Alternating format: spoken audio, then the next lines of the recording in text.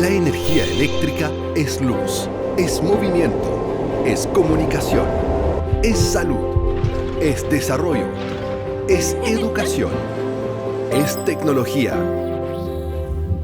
La energía eléctrica se mueve desde la generación que viene del sol, el viento, la profundidad de la tierra, el agua y combustibles para llegar a los centros de consumo entre Arica y Chiloé.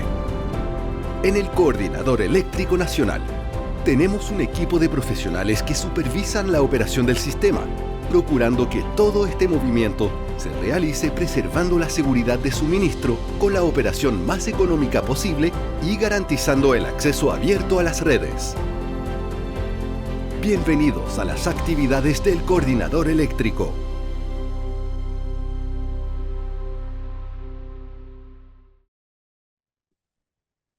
Muy buenos días a todas y a todos. Ni hao, Beijing. Good morning to everyone connected. Damos inicio a esta jornada técnica para compartir experiencias y buenas prácticas, titulada Desarrollo del almacenamiento de energía en el sistema eléctrico, particularmente el caso de Chile. Este evento es organizado por GATECO, de Global Energy Interconnection Development and Cooperation Organization, en colaboración con OLACDE, la Organización Latinoamericana y Caribeña de Energía, el Coordinador Eléctrico Nacional y Huawei Digital Power. Mi nombre es Juan Carlos Araneda, represento al equipo latinoamericano de GEDCO y en esta oportunidad nos vamos a concentrar en los desafíos que tiene el almacenamiento de energía, en particular en el caso chileno. Estamos todos conscientes de que en Latinoamericana estamos en una fase de transición energética con una expansión muy importante de energías renovables que han alcanzado niveles importantes de penetración, particularmente en el mercado eléctrico chileno, y donde en Chile se ha consolidado el almacenamiento de energía como uno de los elementos clave para contar con la flexibilidad necesaria en esta transición energética. A todos quienes están participando, ya tenemos cerca de 100 participantes en línea en este momento, vayan preparando preguntas para que en el bloque final los puedan compartir y así los distintos ponentes pueden responder sus preguntas. Y pueden enviarnos las preguntas a través del chat. A continuación, voy a dejar en nuestro segundo bloque los desafíos de la integración masiva de BESS al sistema eléctrico nacional y la fortaleza de la red, la presentación, aspectos de los requerimientos de esta nueva tecnología y los desafíos para la estabilidad del sistema eléctrico nacional desde el punto de vista de fortaleza de la red. El presentador es el señor Víctor Velar, subgerente de estudios y simulación en tiempo real del Coordinador Eléctrico Nacional. Bienvenido, Víctor. Adelante.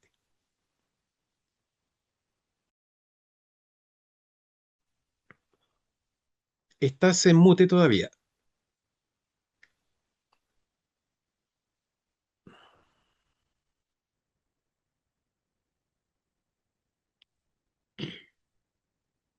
Estamos viendo tu presentación, pero todavía tienes el micrófono cerrado.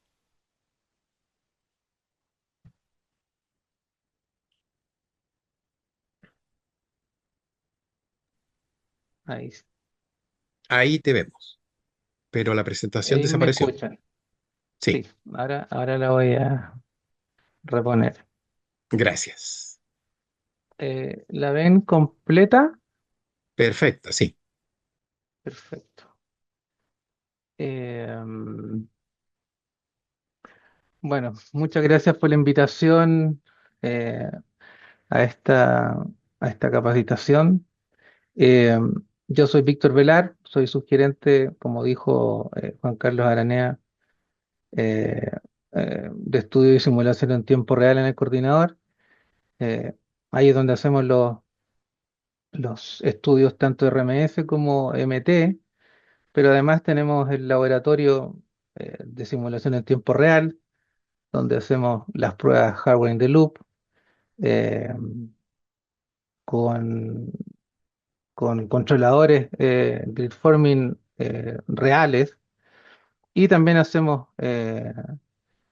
simulaciones con el RTDS, digamos, en tiempo real.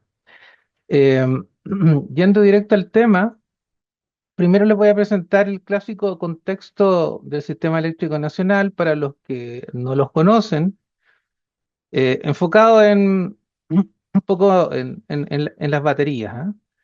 Eh, Voy a buscar aquí el puntero. Perdón. Esta es la información a marzo del 2026 en cuanto a la capacidad instalada. Como pueden ver, entre solar y eólico hay casi 50% de capacidad instalada, digamos. Eh, y los proyectos previstos para el 2026 suman más de 3.500 megawatts.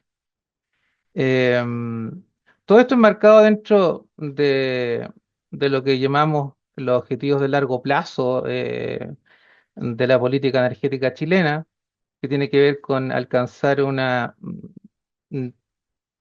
neutrality en términos de carbón al año 2050, decarbonization total al año 2035 y a fines de esta década 100% de energía renovable, de la cual 85 o incluso 90% eh, podría ser energía basada en inversores, digamos. En cuanto a la generación BESS, en este gráfico, digamos, que es una curva horaria también de, de hoy día o de ayer, eh, podemos ver, podemos ver que la generación, bueno, aquí podríamos decir la carga, digamos, de los BESS en las horas de día alcanza casi 2.000 megawatts y la generación también está en torno a los 2.000 megawatts en las horas en las que el sol ya no está, digamos. Ahora bien, al 2026 se estima aproximadamente que debieran haber más de 4 gigas de BESS en entrada en operación o en puesta en servicio, digamos. Ahora, hay diversas estimaciones de cuánto BESS vamos a tener al 2030, 2031, digamos. Una de las cifras que más se repite son 8 8.000. Acá, para los que no conocen, digamos, está el mapa de Chile y en el Centro Norte está la energía solar, digamos, y aquí están ubicados los BES más grandes porque obviamente aprovechan eh, la energía solar que se genera en el día, el vertimiento, ¿no es cierto? Y después en la zona ya centro-sur domina el viento y la generación hidro. Em, Ahora bien, este es un pequeño contexto que muchos ya conocen, digamos, que tiene que ver con los efectos de la transición acelerada en la dinámica del sistema, digamos. Eh, y esencialmente lo que ha generado, digamos, esta disminución de máquinas sincrónicas y este aumento explosivo eh, de generación basada en inversores de tipo grid following es como una dinámica del sistema más o menos desequilibrada, digamos. ¿Desequilibrada en qué sentido? Al tener menor inercia, ¿no es cierto? La masa rotante física disminuye, digamos, y cada IBR que reemplaza a la generación sincrónica reduce la inercia y hace, por ejemplo, la frecuencia eh, menos estable, digamos, y más difícil de manejar. El otro efecto tiene que ver con la reducción del short circuit ratio, que no es otra cosa que la capacidad de cortocircuito sincrónico, especialmente en el norte, digamos, por obvias razones. Y el otro es el peligro, digamos, o el riesgo de tener interacciones de control, producto de que en un mismo nodo se están conectando, o en nodos cercanos, digamos, eléctricamente, se están conectando muchos IBRs en zonas débiles. Y con esto se pueden provocar inestabilidades asociadas a los lazos de fase, al PLL, y se pueden amplificar oscilaciones, digamos.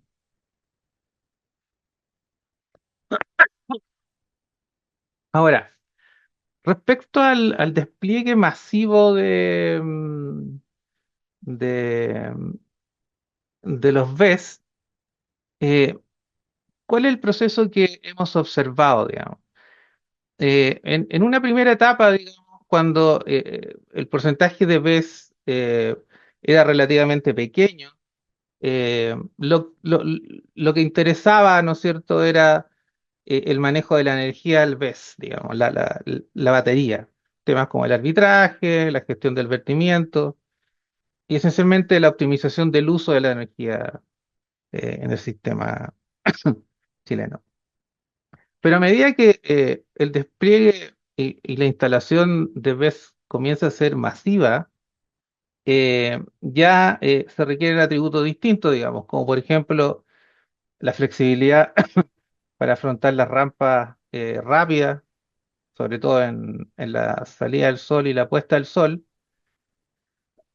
Y en consecuencia, pasamos a tener un sistema donde ya no la batería misma, digamos, sino que el control del convertidor tiene una influencia directa en la respuesta dinámica del CERN. O sea, ahora los BES tienen un rol realmente importante en la estabilidad del CERN.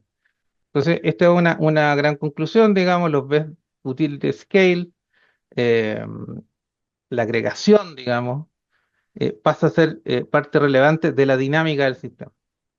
Eh, Obviamente un BES pequeño tenía un efecto despreciable, pero cuando ya agregamos los BES Utility Scale, pasa a ser importante el control, el modelo, la validación, los atributos que tengan, digamos, ya sea grid following o grid forming. eh, y como dije, pasan a ser parte fundamental de la operación segura del CEN.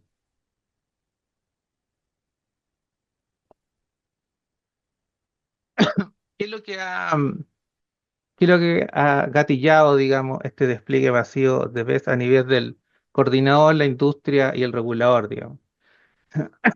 El coordinador, de alguna manera, fue pionero, digamos, se adelantó a este escenario y ya hace 4 años, digamos, empezó a investigar investigar este problema de la fortaleza de la red.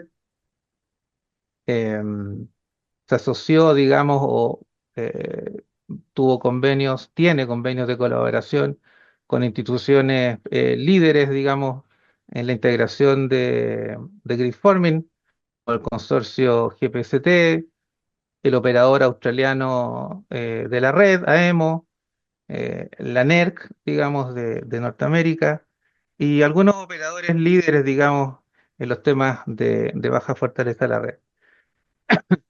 Esto con la colaboración de algunos vendors que nos permitieron hacer simulaciones hardware in the loop con controladores reales y simulaciones MT con modelos, digamos, del fabricante, nos permitieron en una primera instancia, el año 2025, digamos, eh, publicar una propuesta de requisitos técnicos mínimos para grid forming, pero también para grid following.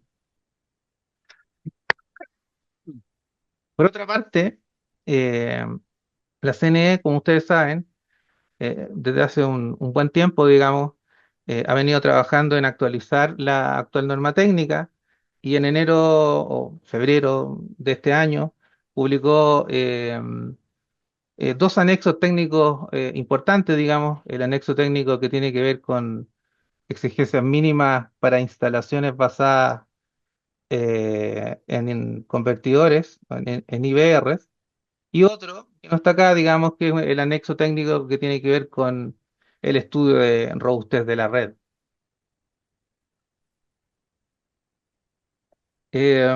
Ahora, como dijimos, esta integración masiva de baterías, digamos, especialmente las grid following, que son las que actualmente están dominando el sistema, las que están conectadas, digamos, eh, eh, tiene un impacto en lo que se llama la fortaleza de la red, digamos. La fortaleza de la red tiene muchas definiciones, digamos, muchas instituciones la definen con algunos matices, digamos, pero podríamos decir que la fortaleza de la red es una propiedad del sistema eléctrico, tal que tiene el sistema eléctrico debe tener la capacidad de mantener tensiones y frecuencias estables ante cualquier tipo de perturbación, digamos. Eh, en principio esto está determinado principalmente por el nivel de cortocircuito sincrónico, que no es otra cosa que una estimación de la impedancia de la red, digamos. Esto es un atributo físico duro, digamos. A menor impedancia, el sistema es más estable, en principio, ante cualquier oscilación que se pueda dar, digamos. Es lo que se llama robustez de tensión. eh, y también por la inercia del sistema, que afecta esencialmente a la frecuencia, pero también afecta a la robustez de. Ahora, los controles también tienen acá un rol relevante en la fortaleza de la red, pero yo diría que la base, digamos, de la fortaleza es el sistema eh, que está, digamos, el sistema físico sobre el que están conectados los IBRs, digamos. Los IBRs tienen que tener un sistema eléctrico que tenga una baja impedancia, tal de que cualquier inyección de corriente, ¿no es cierto?, no tenga esos efectos indeseados en la tensión, digamos. Eh, Hay una especie de ortogonalidad entre lo que es la fortaleza basada en la impedancia del sistema y la fortaleza basada en la estabilidad de los sistemas de control de los IBR. Eh, Son absolutamente complementarios, digamos. Eh, Ahora, ¿cómo se aborda, digamos, se está abordando en el mundo y en Chile desde hace tiempo el tema de la fortaleza de la red, digamos? Se aborda con lo que se llaman los tiers o distintos niveles de análisis. El primer nivel es el screening estático, que todos conocemos. Después está el segundo nivel, que es la evaluación dinámica, RMS, propuesta esencialmente por el estudio robustez que propuso la Comisión Nacional de Energía. Y ya un nivel 3 que es derechamente una verificación dinámica con MT, digamos. En cuanto al atributos de cada uno de estos approach o niveles, digamos, las métricas, obviamente, en cuanto a métricas, el nivel uno se basa en métricas estáticas que son muy conocidas, digamos, el SCR, el SCR equivalente, digamos, que tiene que ver con los factores de interacción. Entre paréntesis, este es el más usado, es uno de los más usados a nivel mundial, este también, incluso actualmente es uno de los más usados. Eh, el, el costo computacional, digamos, es bajo, porque obviamente son cálculos estáticos eh, y su cobertura puede abarcar todo el sistema, digamos. Son cálculos que se hacen relativamente rápido con un software como DeepSilent, digamos, y algún script adecuado con Python o algún otro programa de, de programación. Em, Su dependencia de los modelos es baja, digamos, porque esencialmente lo que calcula es la impedancia de la red, digamos. Como dije, ese atributo duro de la red físico, eléctrico,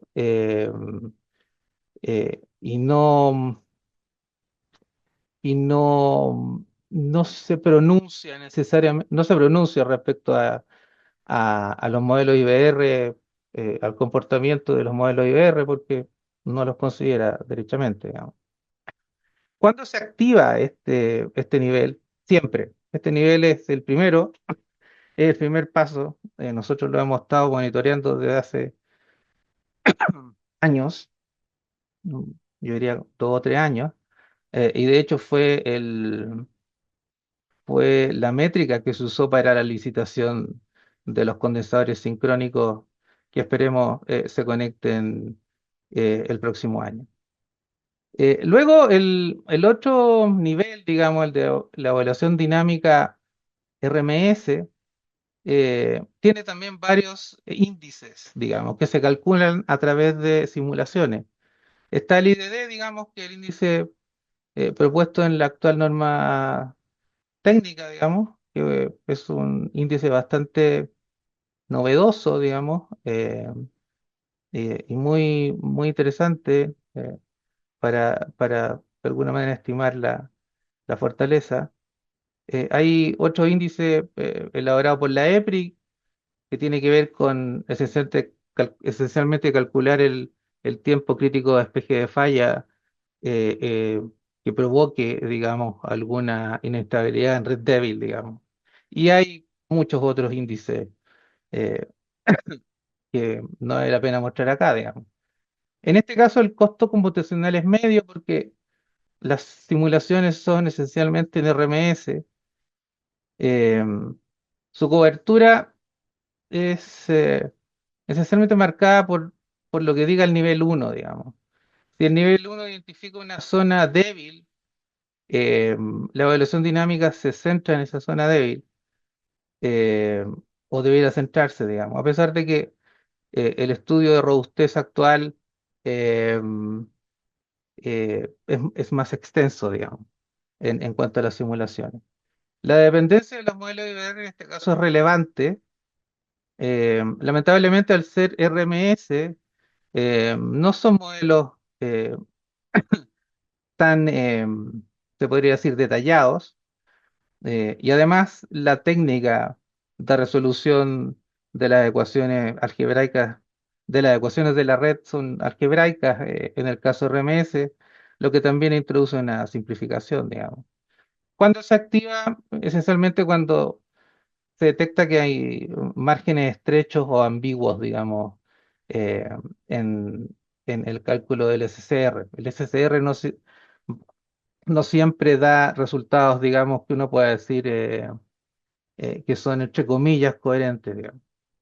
Eh, y por último, el nivel 3 que es la verificación con MT. El nivel computacional es obviamente alto si se quiere tener una representación de la red eh, suficientemente grande para ser representativa, digamos, de los fenómenos de interacción o incluso de estabilidad tradicional que se pueden dar, digamos.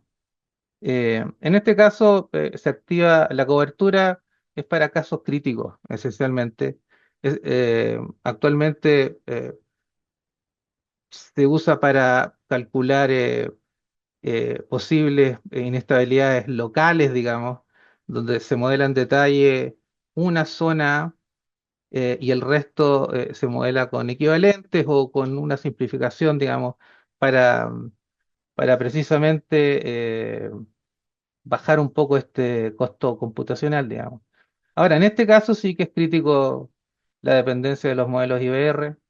Aquí hay que tener los modelos DLL del fabricante lo más fidedignos posible. ¿Y cuando se activa? Cuando hay sospecha de inestabilidades o potenciales interacciones de controladores, digamos. Ahora, ¿qué significa más BES? Específicamente más BES. Eh, Obviamente hay más exigencias técnicas del sistema. Estas tres primeras ya las analizamos, digamos.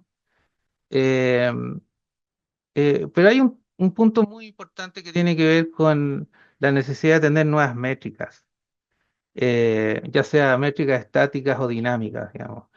Eh, Están apareciendo una gran cantidad de métricas basadas en cortocircuitos, interacciones u otros métodos dinámicos, ¿no? Digamos.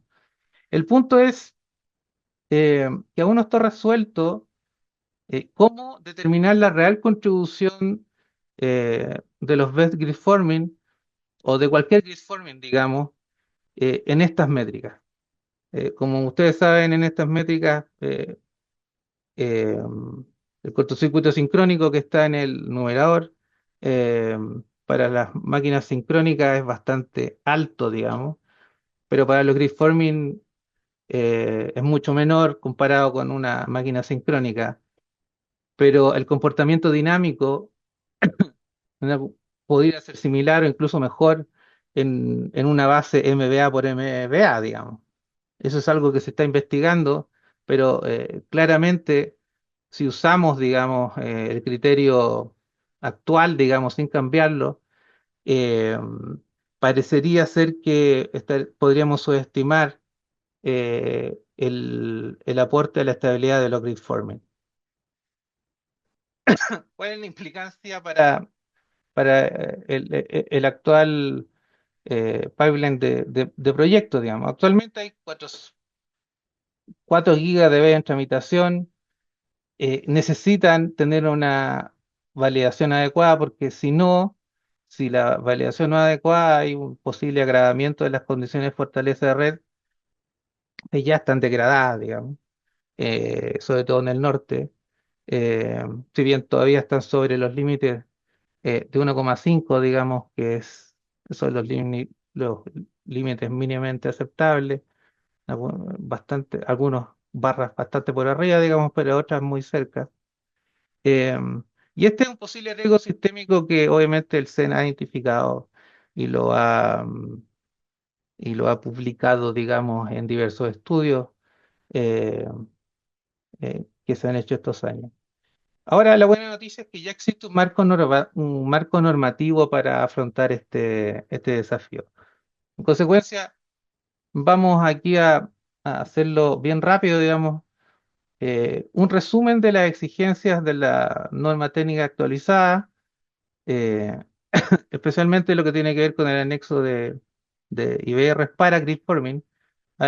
También el anexo trata de exigencias nuevas para los grid following, eh, que ahora ya el grid following eh, no tiene que ser un elemento, uno se podría decir pasivo necesariamente, el famoso do not harm, tiene que ir un poquito más allá, digamos.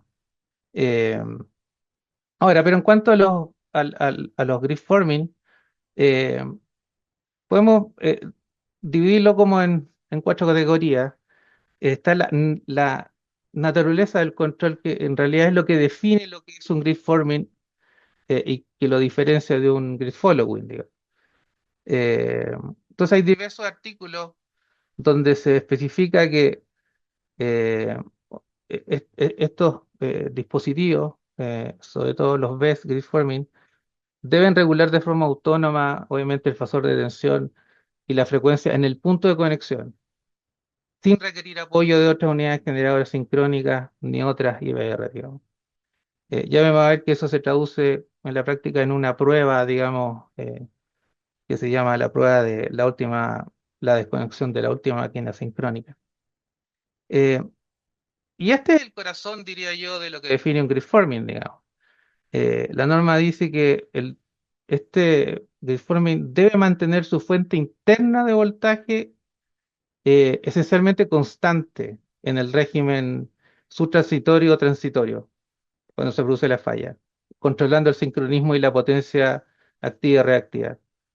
Esto es obvio, digamos, porque tiene que estar constante eh, en bornes, se podría decir, tal que cuando en el punto de conexión se produce una falla, tenga que haber una diferencia de ángulo, esencialmente de ángulo y de magnitud de la tensión, para que el grid forming responda de forma automática, digamos.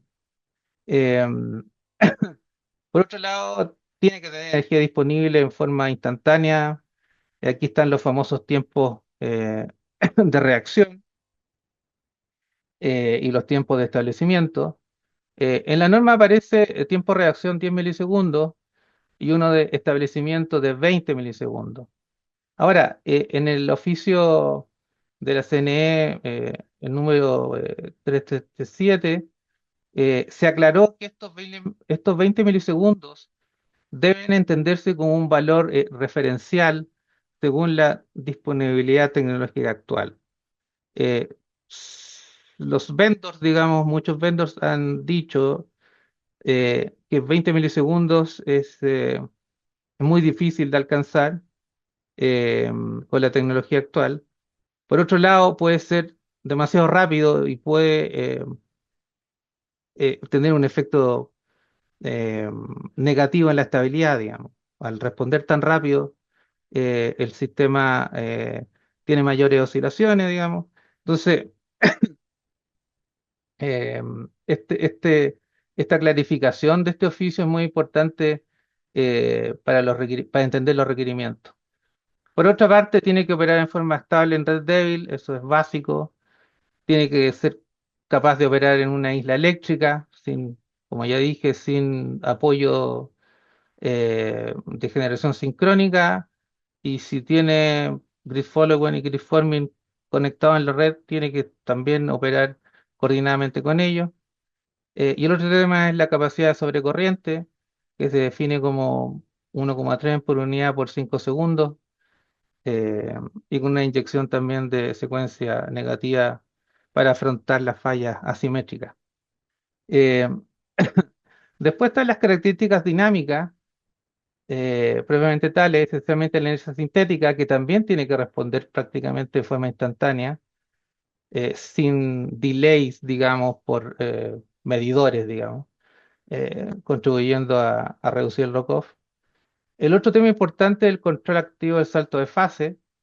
En este caso también se exige respuesta instantánea y al menos tiene que soportar un ángulo de fase de 30 grados con respuesta lineal y controlada, digamos. Para saltos de fases más grandes se acepta, digamos, alcanzar los límites eh, eh, y quizá tener una respuesta eh, diferente, digamos.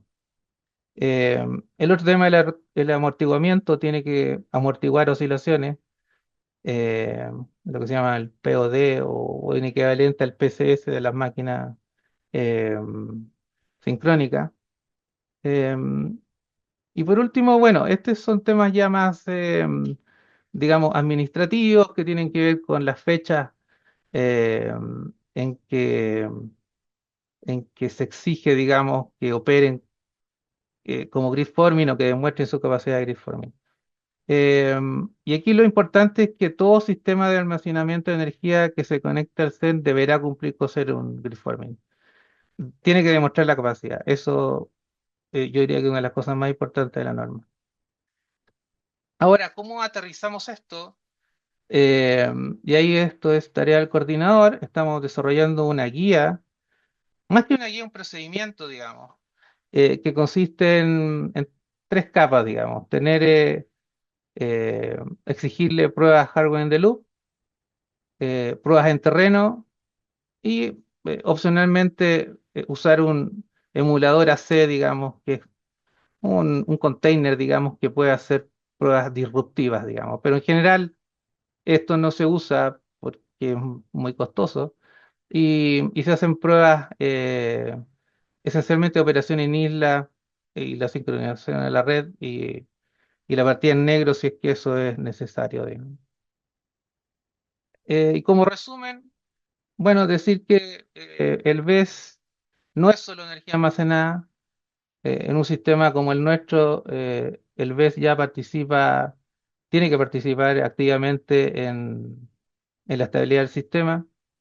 En la norma técnica, los BES ya son obligatorios y el valor está en los servicios sistémicos habilitados, no solo en el cumplimiento normativo, digamos. Eh, y lo otro importante es cerrar el ciclo de validación, digamos. El ciclo de validación tiene que ser con modelos MT validados, con hardware in the loop y con un desempeño en terreno coherente. Eh, es la única manera de poder conectar, digamos, un grid forming de una manera segura. En consecuencia, se puede decir que el despliegue masivo de grid forming es una realidad. Yo diría que las condiciones están dadas para afrontar con éxito el desafío de la integración masiva, siempre y cuando se tomen las acciones que deben estar en marcha, que debieran estar en marcha ahora mismo y que están en marcha ahora mismo. Perdonen ahí por pasarme algunos minutos. Muchas gracias, Víctor, y felicitaciones a ti y todo el equipo que tienes en el coordinador y también felicitaciones por la colaboración que han logrado con la Comisión Nacional de Energía para tener en marcha este anexo técnico que va a ser vital para lo que es el futuro de la integración de almacenamiento de energía en Chile.